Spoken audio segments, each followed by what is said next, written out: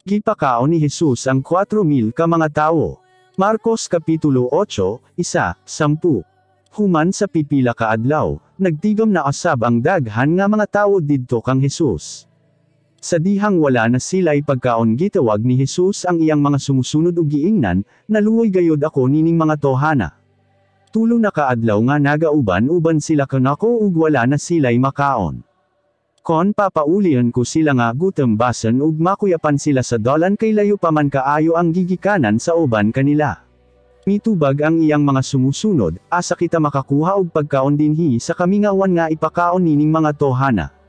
Nangutana si Jesus kanila, pila ba kabuok ang inyong pan diha? Mitubag sila, 7 kabuok. Anya gipalingkod ni Jesus ang mga tawo. Gikuha niya ang 7 ka pan ug nagpasalamat sa Dios.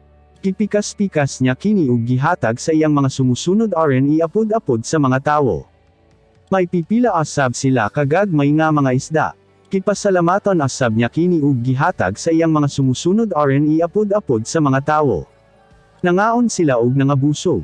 Pagkahuman nilag pangaon, gitigom nila ang pan nga sobra, ug napuno ang 7 ka bukag. Ang mga lalaki lang nga nangaon mga 4,000. Human ni adto gipapauli ni Jesus ang mga tawo ug misakay siya sa sakayan uban sa iyang mga sumusunod ug miadto sa dalmanuta.